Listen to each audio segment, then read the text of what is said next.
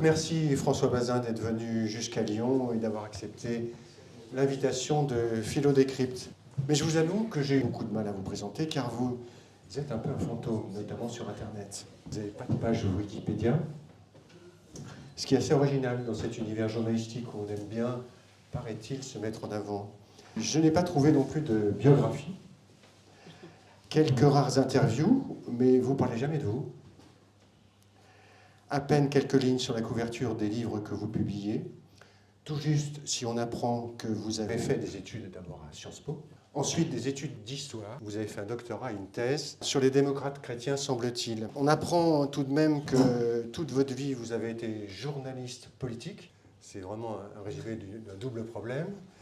D'abord au quotidien La Croix, où vous avez travaillé 7 ans, puis un bref passage au Point, à l'époque où le Point était un journal assez centriste, et puis au Nouvel Obs, hebdomadaire plutôt gauche, je veux dire droite de la gauche, où vous êtes resté un quart de siècle presque pour devenir rédacteur en chef du service politique. Bref, comme Pierre Lambert, le gourou du trotskisme qui vivait dans une quasi-clandestinité sur laquelle vous venez de publier un livre, vous êtes un personnage un peu mystérieux. En plus, vos livres sont loin d'être polémiques. Jamais style pamphlet, toujours sérieux, méthodique et prudent. Original, là encore, dans cet univers journalistique où le sérieux n'est pas toujours au rendez-vous. Vous avez notamment publié Le sorcier de l'Élysée sur un autre fantôme, Jacques Pilan, le communicant de François Mitterrand et de Jacques Chirac. Une enquête très fouillée qui a remporté un joli succès. Avec Le Parrain rouge, votre dernier livre, vous confirmez, passionnant mais solide, avec beaucoup de notes en bas de page, des témoignages certifiés, des faits vérifiés et revérifiés. Vous êtes visiblement très bien informé. On finit par se demander si vous-même, vous n'avez pas été un peu trotskiste. D'ailleurs, c'est la première question que je vais vous poser pour ouvrir cette séquence. Avez-vous été un sous-marin trotskiste dans cet univers journalistique, en espérant que vous ne me répondrez pas style Jospin? Non, je n'ai pas été trotskiste du sous-marin. Alors en même temps, c'est comme quand pour les formations, vous avez été quelqu'un, vous avez été formation qui répond non, c'est bien la preuve que oui. Donc tout vous dire, je n'ai jamais été militant. Le plaisir est dans l'observation et dans la compréhension que j'ai failli être historien, puis que finalement j'ai été journaliste par hasard, et je le suis resté. Ma première question, c'est est-ce que vous pouvez me définir le trotskisme? Qu'est-ce que le trotskisme? Ça se veut comme l'orthodoxie du marxisme-léninisme. C'est un courant orthodoxe qui dénonce les déviations, la déviation stalinienne, les déviations bureaucratiques en tout genre. C'est une orthodoxie. Ce sont les trotskistes, c'est des gens du dogme qui se réfèrent au texte et qui n'agissent jamais qu'en se référant à des textes. Alors, est-ce qu'on peut dire que c'est des marxistes purs et durs? Eux, vous direz oui. C'est une des déclinaisons, je ne dirais pas simplement du marxisme-léninisme. C'est aussi c'est une mythologie. Au fond, se dire trotskiste, c'est se dire militant révolutionnaire, hors les grands partis, le Parti communiste et le Parti socialiste. C'est la vérité, c'était le titre du journal de Lambert. C'est la vérité au milieu des organisations bureaucratiques, c'est l'étoile. Donc, pour résumer, vous dites que trotskiste, c'était un marxiste, on va dire, textuel, mixé avec du léninisme, c'est-à-dire une façon un peu plus concrète d'envisager la prise de pouvoir. Et puis, surtout, Trotsky s'est quand même démarqué sur son exigence, d'après ce que vous dites, hein, son exigence du débat à l'intérieur du parti. Faire de Trotsky un démocrate? Non, je pense qu'il était plus intelligent que les autres, qu'il avait un talent politique fou, et il n'avait pas la médiocrité d'un Staline, il avait plus de courage qu'un Boukharine, il était prétentieux comme on peut rarement l'être, ce qui a causé en partie sa perte, mais pour le reste, c'était un révolutionnaire léniniste. Patron de l'armée rouge, déjà partie prenante dans le goulag? On peut le dire. Donc ce n'était pas encore créé à ce moment-là, mais je ne vois pas pourquoi Trotsky, s'il était resté au pouvoir, aurait échappé à ces déviations, à ces crimes-là. Trotsky, c'est Trotsky. Il y a une dimension qui, à mon avis, joue beaucoup dans l'attrait de Trotsky, c'est le romantisme révolutionnaire, cette vie d'exilé, sa mort, son assassinat. Je ne dis pas qu'il y a du Che Guevara, mais un peu pour toute une génération. Trotsky, c'est entre Che Guevara et Saint-Just. Un homme comme Lambert, quand il commence un parcours politique, il a 13 ans, et les premiers trucs qu'il lit, c'est Ma vie de Trotsky. Ce qui l'oppose à Staline, au fait, c'est quoi? C'est un conflit de personnalité. Pas que. Avec Staline, c'est un conflit d'ambition, c'est un conflit sur le contrôle de l'appareil. Alors, est-ce que c'est le conflit de doctrine qui crée le conflit personnel ou le conflit personnel qui suscite le conflit de doctrine? On ne sait jamais très bien. Les analyses de Trotsky, a posteriori, sur ce qu'a été l'évolution de l'URSS sont très intéressantes, très justifiées, parce que c'est un très bon analyste. Ce qu'on ne sait pas, c'est ce qu'il aurait fait, lui, vraiment, s'il avait été aux manettes. En tous les cas, un esprit très différent de Staline. La phrase de Trotsky sur Staline, c'était la plus belle médiocrité du parti. Il était très méprisant, Trotsky.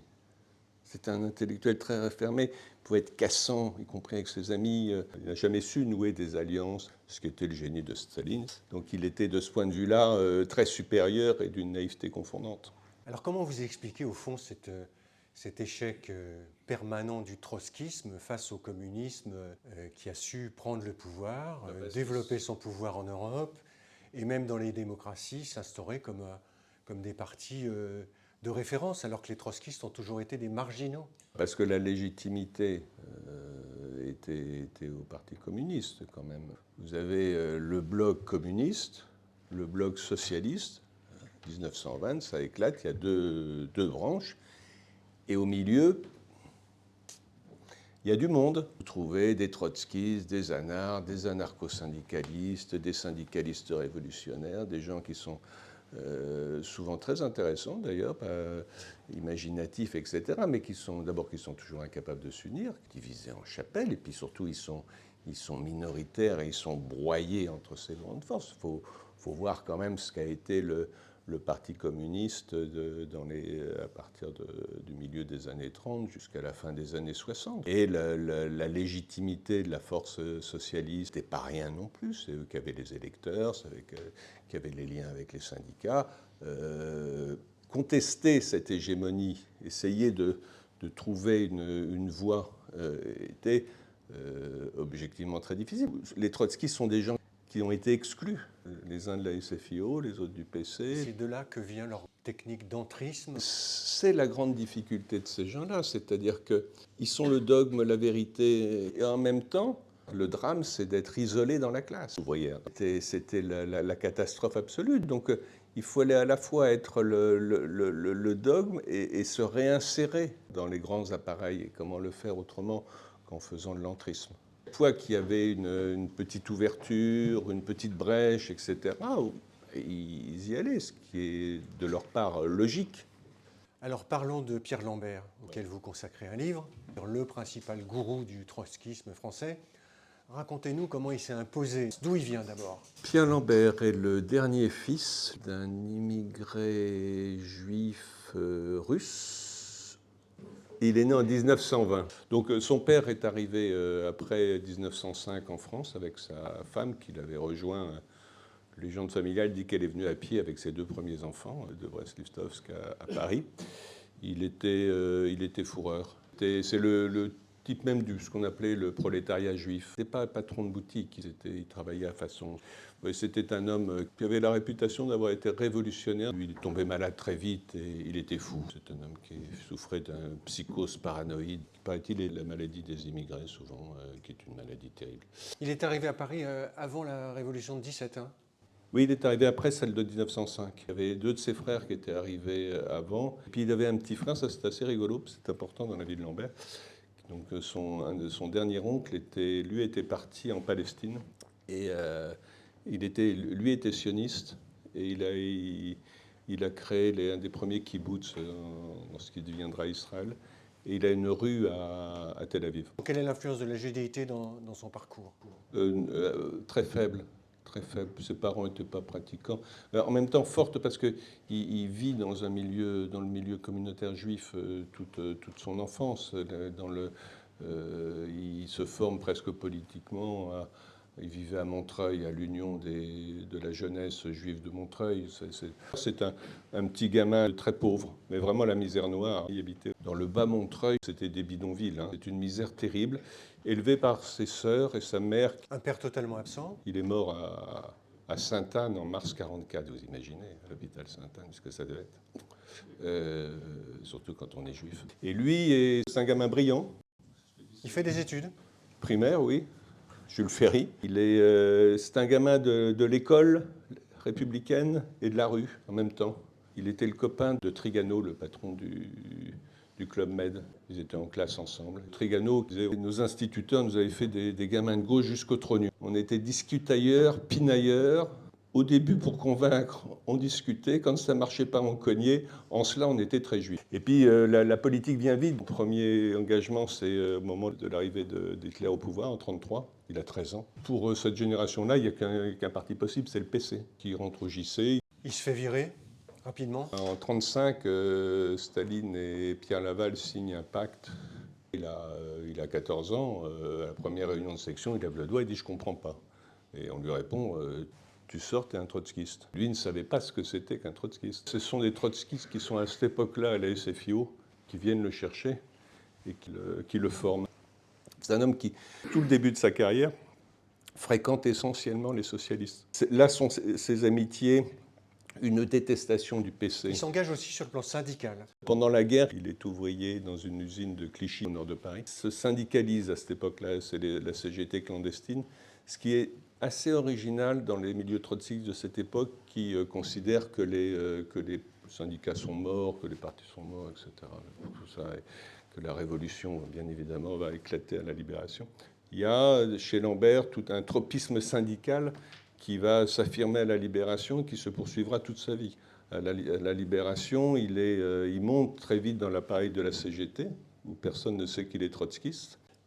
Frachon, qui habitait Montreuil, comme lui, c'était le patron de la CGT à cette époque-là, avait voulu faire le monter au bureau confédéral, à la direction. Lambert avait été le voir en disant je veux bien, mais je te préviens, je suis trotskiste. Et l'autre lui a dit ah, oui, ça ne va pas le faire. Et donc le travail syndical a toujours été pour lui extrêmement fort, d'abord à la CGT, puis très vite à FO, où il crée l'opposition officielle. Il a une attitude un peu étrange pendant la guerre. Il affiche un certain pacifisme et un certain scepticisme vis-à-vis de la résistance. Je pense que c'est une guerre impérialiste. Les anglo-saxons, les Allemands, c'est la même chose. Ce sont deux impérialismes rivaux. Ce n'est pas notre problème. C'est une guerre qui se terminera par une explosion révolutionnaire. Donc la tâche des trotskistes, ce n'est pas de résister en tant que tel, c'est de créer des groupes de propagande pour former des militants qui seront à la libération les artisans, les dirigeants du mouvement révolutionnaire.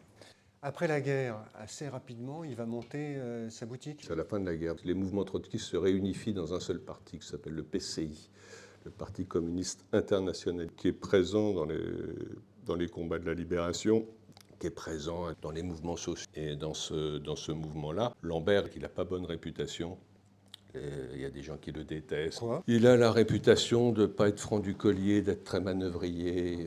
Alors comment ça se passe au PCI alors ? Son coup de génie, prendre la commission syndicale, c'est-à-dire la commission du PCI qui s'occupe des syndicalistes. Et c'est là qu'il bâtit son pouvoir. Et quand il y a eu la grande crise du mouvement trotskiste au milieu des années 50, c'est là où Lambert commence à devenir le patron de sa boutique. Il va la développer, sa boutique. Oui, lentement, dans les années 60, essentiellement par les mouvements de jeunesse. C'est par le mouvement étudiant. Ça change à partir de la fin des années 60 et il y a en effet le grand mouvement 68 qui rebat beaucoup les cartes à gauche, qui est le moment de renouveau de l'extrême gauche en France. Et dans ce mouvement-là, les lambertistes ont une place réelle et originale parce qu'ils mènent un combat, souvent violent d'ailleurs, contre ce qu'ils appellent l'idéologie 68arde. Si vous vouliez mettre Lambert en colère à ce moment-là, il fallait lui parler d'autogestion. Il est très antimoderniste. Il déteste le moderne. Et parce que ça contestait le dogme trotskiste. Il y avait des phrases de Lambert où il disait « Mais si ce que vous dites est vrai, ça veut dire que Marx s'est trompé. » Le modernisme, tout ce qui était spontanéiste, féministe, les travaux sur la nouvelle classe ouvrière, pour lui, c'était l'horreur absolue. Le seul travail d'un parti révolutionnaire conséquent, c'était de promouvoir une révolution prolétarienne, et tout le reste, c'était littérature. Très dogmatique donc, mais très opportuniste. Et vous dites que c'est un mécanicien de la politique. C'est un type qui a une méthode, et sa méthode, c'est quand même l'entrisme dans un certain nombre de partis, de syndicats, d'associations. La qualité de la maison Lambert et compagnie, c'est entrisme en tout genre. Oui, c'est un homme qui ne vit, qui ne pense, qui n'agit qu'en politique. C'est sa vie. On dit opportunisme, oui, parce que dans le mouvement de recomposition post-68, notamment, il faut trouver une place. Il ne suffit pas de dire la vérité, le dogme. Oui, la grande lucidité de Lambert au début des années 70, c'est de comprendre que l'alternance possible, qui à ses yeux est le prélude à un mouvement révolutionnaire, passera par le Parti socialiste de François Mitterrand. Et Lambert se met dans le sillage. Et c'est là où c'est intéressant. À mon avis, c'est la partie la plus intéressante politiquement de la vie de Lambert. C'est que de l'autre côté, il y a du répondant. C'est que Mitterrand, il est intéressé. Il leur propose à 2 reprises quand même de rentrer au Parti socialiste. Une fois en 71, juste après Épinay, et une autre fois à la veille de l'alternance, en disant venez de façon organisée. Voilà, parce qu'ils sont déjà présents. Parce qu'il y a quand même une politique d'entrisme et d'infiltration dans un certain nombre d'associations, de syndicats, de partis. Il y en a de toutes les sortes. Il y a l'entrisme drapeau déployé. C'est l'entrisme que pratiquaient les trotskistes à la demande de Trotsky en France en 1934, c'est-à-dire qu'ils rentrent à la SFIO en disant on est trotskiste. Et Blum accepte. Et il crée un courant. L'idée, c'est d'entrer puis de ressortir avec le plus de monde possible. Et il y avait aussi des infiltrations. Alors racontez-nous un peu ça, parce que c'est quand même impressionnant dans votre livre, notamment par exemple dans un syndicat étudiant qui avait une force importante. Ils sont très présents. Ah ben ils ont pris le contrôle du syndicat, c'est l'UNEF. Ils ont pris le contrôle de l'UNEF, mais là, ils l'ont pris, j'allais dire, vraiment drapeau déployé, ils ne se sont pas cachés. Mais en même temps, dans le mouvement lycéen et étudiant, toutes les organisations d'extrême gauche pratiquent de l'entrisme. Ça s'est fait aussi dans des associations type franc-maçon, type Ligue des droits de l'homme. Vous l'expliquez dans votre livre. Franc-maçon, c'est quand même plus compliqué à faire. Ils ont une présence, mais il n'y a pas eu de fraction en tant que telle. La Ligue des droits de l'homme, ils ont essayé au début des années 90, mais ils avaient affaire à l'époque à des gens, il y avait Tubiana et les autres, qui les ont repoussés. En revanche, ils ont pris le contrôle, ils ont toujours le contrôle de la libre pensée. Lambert disait, de toute façon, il n'y a pas d'entrisme. Ça n'a pas de sens, l'entrisme, dans un syndicat, parce que dans le syndicat, il y a tout le monde. Tout le monde peut y être, donc ce n'est pas la peine de se cacher. En revanche, l'entrisme où ça joue, c'est dans les partis politiques. Au Parti communiste, alors, ils ont réussi? Oui, ils avaient un peu, mais au PC, comme c'est contrôlé, vous ne passez pas le niveau fédéral, hein, comme à la CGT. Et le Parti socialiste? Alors c'est ça, l'entrisme, leur plus grande réussite, c'est-à-dire Lionel Jospin. Alors racontez-nous. Lambert envoie des gens au PS de Mitterrand. Ce n'est pas pour contester Mitterrand, c'est pour le soutenir. Parce que Mitterrand est sur une ligne de rupture. Donc ils envoient des gens qui soutiennent Mitterrand. Là où ça se complique un peu, c'est que Mitterrand, qui n'est quand même pas tombé de la dernière pluie, le sait souvent et l'approuve. Parce que ce sont des bons militants qui sont venus là pour l'aider. Vous croyez que sur Jospin, il savait? Bien sûr. Dans les années 60, il prend contact avec la JS. Un énarque chez Lambert, ils ont des profs de fac, ils ont des chercheurs, ils ont des grands intellectuels, de belles pointures, mais des énarques, ça, ils n'en avaient jamais vu. Un énarque, quand vous en avez un, vous ne le mettez pas au coin de la rue pour vendre information ouvrière le dimanche. C'est un peu du gâchis. Donc, qu'est-ce qu'on fait d'un énarque quand on est Lambert? Ça serait peut-être une bonne idée de de l'insérer dans l'appareil d'État, de l'envoyer aux affaires étrangères, et puis il va au PS. Le miracle Jospin, qui monte aussi vite, ce qui n'était pas prévu. Jospin rentre au comité directeur, au bureau exécutif et au secrétariat national du PS dans le même congrès en 1973 à Grenoble. Ça ne s'est jamais vu. Les mitterrandistes s'étonnent, qui vont voir Mitterrand. Mitterrand dit « laissez-moi faire ». Qui c'était, il voyait les qualités du bonhomme et il pensait qu'il le contrôlerait. C'est là où, d'une certaine façon, il y a un coup de génie de Mitterrand, c'est-à-dire que pour contrôler Jospin, il fallait l'autonomiser en le promouvant. Alors, plus Jospin montait, moins il était lambertiste. C'était un pari, mais c'est un pari gagné. La question qui se pose à Lambert en 1981, c'est quand Mitterrand va voir Jospin et dit « vous me succéderez à la tête du Parti socialiste ». Ce n'était pas prévu. Parce que pour faire du travail de fraction, etc., c'est possible quand on est un dirigeant lambda, etc. Mais enfin, quand on est le premier secrétaire, ça devient beaucoup plus compliqué. Mais comment refuser? Ils sont obligés d'accepter le truc, là. Plus ça va, plus Jospin s'autonomise. C'est une histoire intéressante parce que il y a dans ce jeu entre Lambert et Mitterrand un jeu de dupes. Lambert infiltre ces gens. Il les forme surtout. Il les forme. Et en plus, le PS lui en demande des militants. Des secrétaires de section, des secrétaires fédéraux de l'époque des années 70 qui ont du mal à contrôler telle ou telle section. On demande un militant bien formé à Lambert, hein. Et puis il l'envoie, puis il sait faire. Et puis il remet un peu d'ordre. L'OCI, à l'époque, il y avait un service d'ordre extrêmement efficace et musclé. Bon, on m'a raconté 20 fois des campagnes électorales de dirigeants socialistes qui faisaient appel au service d'ordre de l'OCI. Combien de militants à l'époque? Ils sont 8 à 9 000. Ce n'est pas des militants par clic, hein, parce qu'on n'adhère pas à l'OCI. On est coopté. Donc c'est une force militante? Ah oui. L'OCI en campagne pour François Mitterrand en 80, ça colle, ça traque, ça cogne le PC, c'est pas négligeable. La preuve de tout ça, c'est le 10 mai 80 à la Bastille. Qui fait le service d'ordre? C'est le service d'ordre de l'OCI. Et le profil de ces militants, c'est quoi? Vous dites qu'il y a eu beaucoup d'intellectuels. Non, le profil moyen du militant de l'OCI, c'est travailleur de la fonction publique, prof, étudiants. Ces intellectuels? Ils ont une présence prolétarienne, comme on dit. Symbolique? Non, plus que symbolique. Mais c'est pas un parti prolétarien. Et Lambert, il a fait toute sa carrière, en y allant d'ailleurs assez peu aux allocations familiales. Lambert, c'est un bureaucrate, hein.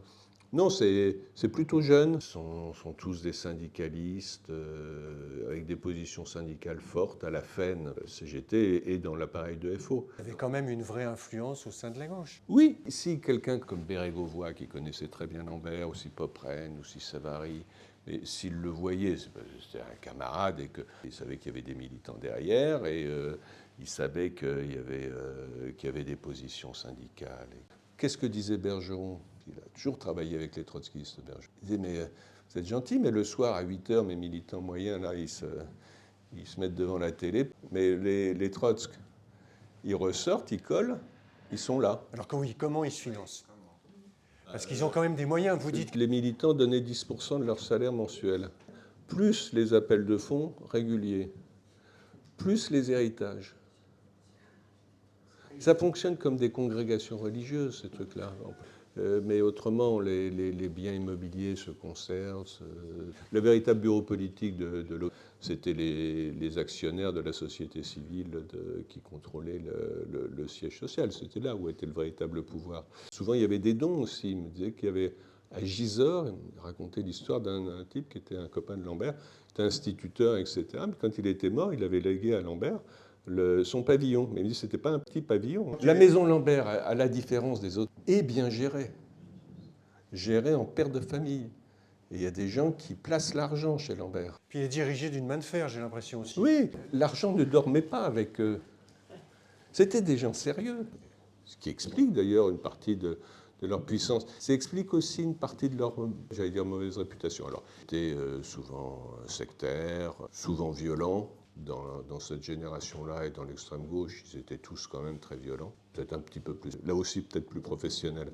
Dans ce mouvement qui était très coloré de l'extrême gauche des années 70, c'était les petits hommes gris. Hein. Ils paraissait besogneux. Même les jeunes lambertistes, dans les années 70, ils portent la cravate. C'est un style sérieux. C'est pas des rigolos. Hein. Alors, influence ou pas influence au sein de la gauche? Oui, influence. Il ne faut pas exagérer. Pourquoi vous avez fait cette bio alors? Mais vous regardez dans la presse, à chaque occasion, etc., le mot lambertisme revient à intervalles réguliers. On parle tout le temps d'eux. Lambert est le seul dirigeant politique de cette branche politique qui a donné son nom à un courant. Donc ça veut dire qu'il y avait une vraie influence. C'est là où c'est amusant. Il a créé à la fois l'influence et le mythe. C'est malin. Il y a un mythe, Lambert. Le diable. Ils sont partout. Lui, est-ce qu'il en est? Vous me parliez tout à l'heure du livre de Mauduit et Siffer.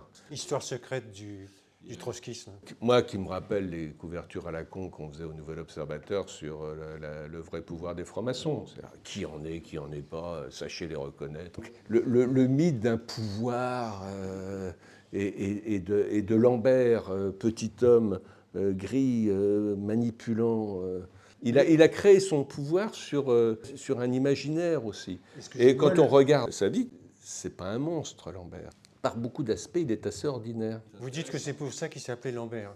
C'est son pseudo d'ailleurs, Lambert. Oui, il s'appelle Boussel. Son ancien gendre, qui après la publication du livre, après avoir refusé de me voir, m'a rappelé après en me disant « Votre livre est bien, mais vous ne savez pas pourquoi il s'appelle Lambert ».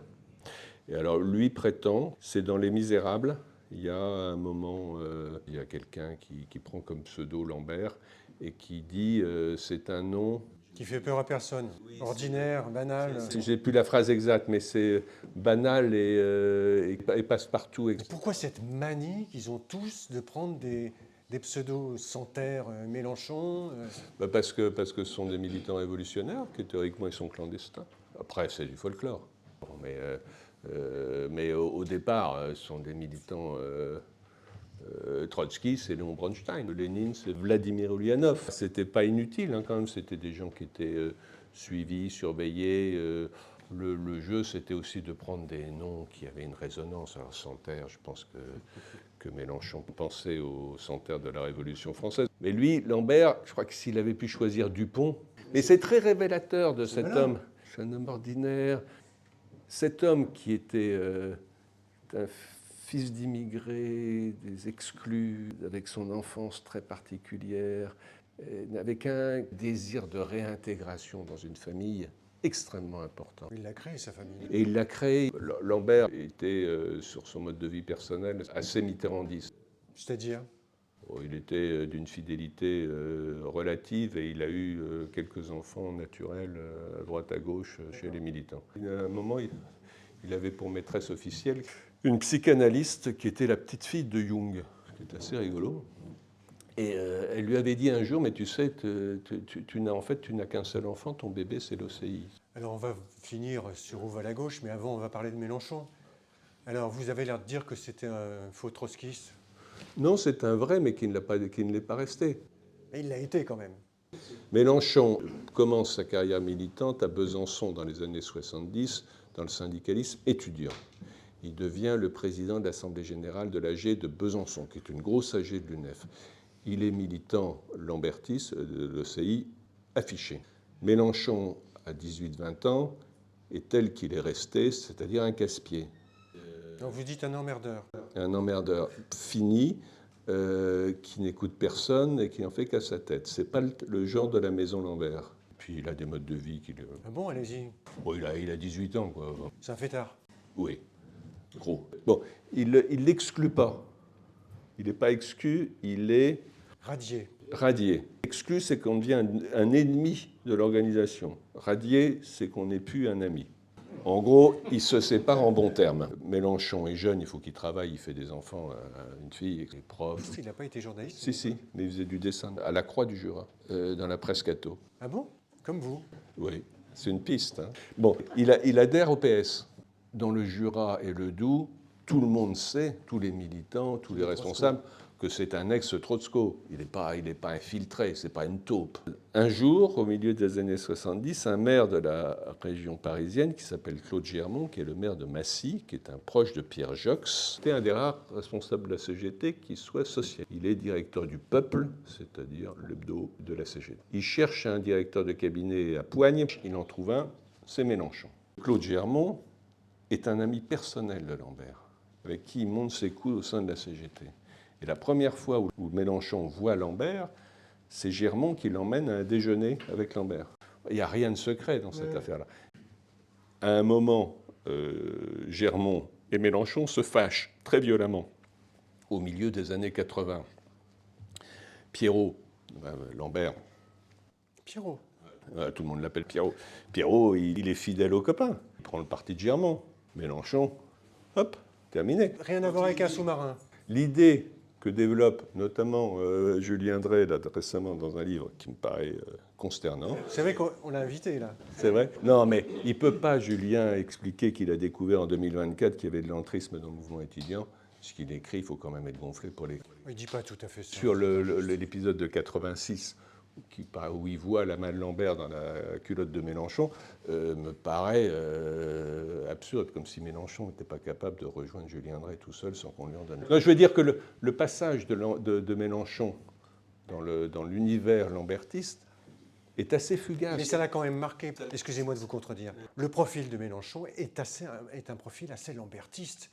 Sa conception de la démocratie, sa façon d'agir en politique. Je ne sais pas s'il a été un sous-marin, mais il a été bien formé. Parce qu'aujourd'hui, le mouvement Mélenchon, il est dirigé comme le mouvement Lambert. Et il est entouré en plus d'anciens Trotsko. Non, vous allez me dire non. Si, mais pas seulement. En plus, il a passé des accords, Mélenchon, avec les lambertistes. Oui, après la mort de Lambert. L'argument sur il tient son parti comme une main de fer, donc c'est qu'il est d'une main de fer, c'est donc qu'il est lambertiste, comme si avec les lambertistes, qui tenaient les partis d'une main de fer. La seule chose qui me paraît très lambertiste chez Mélenchon, c'est l'idée qu'une crise politique transformée en crise institutionnelle peut être le déclencheur d'un mouvement révolutionnaire. Ça, c'est très Lamberto. C'est la stratégie de Lambert qui loupe dans les années 80. D'ailleurs, avec Jospin, qui ne marche pas dans la combine, c'est de faire éclater le PS, de faire éclater la majorité. Puis derrière, il y a un mouvement révolutionnaire, grève générale, etc. etc. Je ne dis pas qu'il n'a rien appris chez les Lamberto. En plus, je pense qu'il les a beaucoup lus. Il y a ce discours de rupture qui est extrêmement violent. Il y a aussi ce goût du secret. C'est pas le PS qui fait ça. Lambert est important dans la vie de Mélenchon, mais Mélenchon est un détail dans la vie de Lambert. Qu'est-ce qu'il en penserait aujourd'hui s'il voyait la trajectoire de Mélenchon? Qu'il arrive quand même à 2 doigts d'être au deuxième tour de la présidentielle? Est-ce qu'il lui redonnerait sa carte du PCI? Les épisodes populistes de Mélenchon, avec tous les trucs latinos, Chantal Mouffe, tout ça derrière, c'est pas ça, Lambert, il n'aurait pas marché là-dedans. Je ne suis pas sûr que Lambert, tel qu'il fonctionnait, aurait également marché sur le discours sur le Proche-Orient, qui n'était pas du tout le sien. Lambert, il avait des relais chez les trotskistes israéliens, qui sont nombreux. En plus, ils sont très différents. Le Mélenchon, c'est un tribun. Lambert, il bouffait ses mots, il avait un accent parisien comme ça. Je vous repose la question, je sais que vous allez me dire non, mais c'est pas grave, je vais insister jusqu'à ce que vous me disiez oui. Sur l'influence sur la gauche actuelle.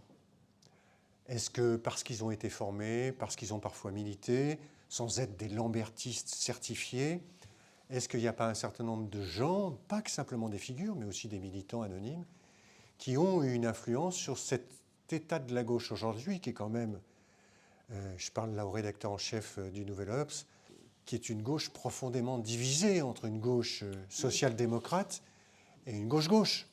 Oui, tout à fait. Mais je pense que là où vous faites une toute petite erreur, c'est de réduire la France insoumise aux lambertistes. Il y a un parti, une force radicale, d'inspiration révolutionnaire qui a trouvé sa place, qui a trouvé à la fois son unité et sa place électorale, ce qui n'était pas arrivé avant. Alors, est-ce que ce radicalisme, il est né comme ça, ou c'est une influence intellectuelle du mouvement trotskiste? Il y a dans le paysage politique français, il y a la place pour ça. Le PC a disparu, hein, quand même. Il ne faut quand même pas oublier, le PC à 25%, c'était quelque chose. Ça a structuré la gauche. Donc il y a un espace politique de la radicalité à gauche qui est occupé par un homme qui a su capter un électorat. Est-ce que la presse a été infiltrée par les trotskistes? Là, vous ne pouvez pas répondre. Si. Beaucoup moins que par la Ligue. Les anciens de la Ligue, c'est... Mais c'est des trotskistes. Oui. On en trouve dans l'édition, dans le cinéma, dans le... Alors, il y avait des acteurs du spectacle chez les Lambertistes où il y avait du bon monde. Il y avait quelqu'un comme Tavernier. Trotskistes aussi. Chez Lambert, oui. Mais il y avait des gens qui étaient... il y avait une chanteuse qui s'appelait Catherine Ribeiro. Elle était chez Lambert. Ils étaient très puissants dans les fédérations du spectacle. Donc il y avait vraiment une influence alors dans les milieux culturels. Tout ça a été géré par un type très haut en couleur qui s'appelait Raoul, c'était son pseudo, qui était vraiment le beau mec. Je crois qu'il avait été l'amant de Rita Edwards ou un truc comme ça. C'était un baroudeur, il avait fait la Libération quand même avec les mitraillettes. Et à la fin de sa vie, il gérait les cercles des spectacles, qui étaient assez influents. Ils étaient influents dans le milieu intellectuel. Ils avaient un réseau qui n'était pas négligeable, hein. Mais vous avez l'air de suggérer qu'ils n'avaient pas vraiment d'influence. Si, ça joue. Ils ont une présence, mais je résiste. Rien qu'Edoui Plenel, quand même, on peut dire que c'est un type qui a eu une influence importante dans la presse. C'est certain, mais je résiste toujours un petit peu parce que... Vous êtes réticent à dire ça. Hein. Vous écrivez un livre là-dessus, vous êtes réticent à le dire. Je résiste au mythe d'une sorte de truc comme ça. Non, mais on ne parle pas de monstre, hein. On parle d'influence. Là, vous venez de parler de culture. On voit bien que dans les milieux culturels, il y a eu une vraie influence et intellectuelle. Dans les milieux journalistiques aussi, vous êtes bien placé pour le savoir. Je ne vous parle pas d'un complot, je vous parle d'une influence intellectuelle. C'est des trotskistes ou des lambertistes? Trotskistes. Ah, des trotskistes, oui. Oui. Alors où oui. elle va, cette gauche, Bien sûr. aujourd'hui, qui est quand même profondément divisée, on est bien d'accord? Ah oui. Comment vous analysez aujourd'hui l'état de la gauche? Elle est à très bas niveau. Les partis de la gauche sont faibles. Leurs militants sont peu nombreux, parce que même chez les Insoumis, ils ne sont pas extrêmement nombreux. Ils sont extrêmement divisés, et tout compris, ils arrivent à rassembler moins de 30% des voix dans les élections nationales. Avec les écolos? En comptant les écolos, c'est-à-dire que non seulement ils sont faibles, en plus ils sont divisés. Est-ce que vous êtes d'accord avec Valls? Sur les gauches irréconciliables? Oui, et puis il parle d'inconscient marxiste qui les divise au fond, entre les marxistes et les non-marxistes, enfin entre les sociodémocrates et les marxistes. Manuel, il connaît mal son histoire de la gauche, parce que s'il pense que Jaurès, Blum et même Michel Rocard n'étaient pas vraiment imprégnés par le marxisme, c'est que vraiment, il ne les a jamais écoutés. Ou il les a... Rocard, il l'a fréquenté. S'il y a quelqu'un qui était très marxiste, c'était Rocard. Donc c'est pas ça qui divise la gauche.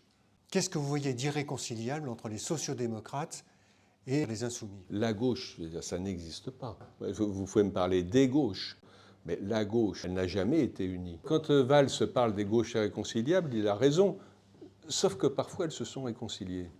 Bien sûr qu'elles sont irréconciliables, la preuve, elle n'est toujours pas unie. Elle ne sera, à mon avis, jamais. Non, mais une union comme elle était faite sous Mitterrand, est-ce qu'une union est possible aujourd'hui? Vous avez eu un épisode récent, électoral, au mois de juin dernier. Le réflexe unitaire. Alors là, vraiment, il faut être comme Macron et rien connaître à l'histoire de la gauche. Et ces réflexes, imaginez, surtout quand l'objectif était de résister au Rassemblement national, l'unité ne se ferait pas. La mystique unitaire à gauche, mais c'est... Même dans les petites périodes... 1936, quand Blum il s'est fait cracher sur la gueule par le PC dans les années 30, puis à côté de Mélenchon, c'était de la petite bière. Et puis à un moment, il y a des moments où ça se ressoude. Donc vous êtes optimiste sur l'avenir de la gauche? Non, parce que pour que ça se ressouble durablement, il faut qu'il y ait un travail qui soit fait, soit qu'il y ait une force qui prenne nettement le dessus, qui impose sa ligne, soit qu'il y ait des compromis qui aient été passés. Mais encore faudrait-il qu'il puisse se causer, comme il ne se cause pas. La stratégie de Mélenchon, puisque c'est lui quand même qui donne le là sur cette affaire, n'est pas une stratégie d'union. C'est une stratégie de dislocation. Elle se tient, cette stratégie. On peut la trouver scandaleuse. Comme tous les trucs un peu dingues, il y a une logique. Et je ne vois pas pourquoi il en changerait, sauf désastre électoral ou disparition du bonhomme, ce qui arrivera un jour. Le congrès du PS, vous voyez ça comment? Qui est-ce qui va gagner, les sociodémocrates ou les... Le mot social-démocrate, c'est un mot piégeux. C'est le... Ouais, on va dire les mecs de droite ou les mecs de gauche. Allez. La phase actuelle, je vous dis, mon sentiment, c'est qu'il y a un début de dislocation de la majorité d'Olivier Faure. Mais est-ce qu'il y a de l'autre côté possibilité de reformer une majorité qui se tienne avec des nouvelles règles et des nouveaux statuts? Je ne sais pas du tout. Il y a un problème d'incarnation? Pour le poste de premier secrétaire, je pense que ce n'est pas le problème, parce que de toute façon, le problème, c'est le candidat à la présidence de la République derrière. Vous voyez qui émerger, vous, en 27? Ah ben si ça continue comme ça sera François Hollande. Pas trotskiste, lui, hein? Non, mais parce que j'ai commencé le journalisme, il commençait la politique. Il était au cabinet de Max Gallo, donc je le connais depuis 82. Son raisonnement est toujours le même, c'est je fixe une stratégie, vous voyez, ça part. Il y a qui pour être candidat? Qui est à niveau? Donc Hollande président? Non. Il ne peut pas y avoir d'élection en 2027 d'un homme de gauche. Il faudrait d'abord qu'il soit au second tour. Mélenchon contre Marine Le Pen, il est balayé. Il prend 60-40. La stratégie de Hollande, c'est qu'il faut qu'à l'occasion de cette élection, le PS retrouve son leadership. Donc l'objectif de l'élection présidentielle, ce n'est pas d'élire un socialiste à la présidence de la République, c'est de remettre un socialiste devant Mélenchon. On rétablit l'ordre. Et quand on rétablira cet ordre-là, on pourra reconstruire. Il va y arriver? Compliqué, mais... Rien n'est impossible. Sur les prédictions des élections, je me suis toujours trompé. C'est une réputation qu'on avait au Nouvel Observateur et qui est une réputation vérifiée. Toujours soutenu les perdants. Donc on appelle ça des boussoles qui indiquent le sud. Pour bien répondre à où va la gauche, il faut savoir où va la droite. Est-ce que vous pensez que ce fameux cordon sanitaire, entre guillemets, qui éloigne la droite classique et le centre droit de l'extrême droite, va résister longtemps? Surtout après la leçon, j'allais dire, des dernières législatives, où finalement, cette droite l'a payé cher. Et ma réponse sera simple, il est déjà tombé et il tombera encore plus demain. Est-ce qu'ils arriveront à faire une coalition comme en Italie? Imaginez un second tour où il y ait Marine Le Pen et un candidat qui ne soit pas de droite. Mélenchon ou même Hollande. Vous aurez une grande partie, vraiment une grande partie de l'électorat de droite et du centre, surtout si c'est Mélenchon, qui ira sur le vote Le Pen. La diabolisation de Mélenchon, qui fait tout pour ça d'ailleurs, a fait que le Rassemblement national est réintégré. Je trouve que le mouvement est extrêmement net, extrêmement fort. C'est ce qui avance, c'est ce qui travaille. C'est ce qui se met en place à la fois par la diabolisation de Mélenchon et puis par les convergences de thèmes et avec une presse des électeurs qui sera de plus en plus forte. Mais je pense que c'est la pente d'autant plus forte que c'est une pente qui n'est pas que nationale.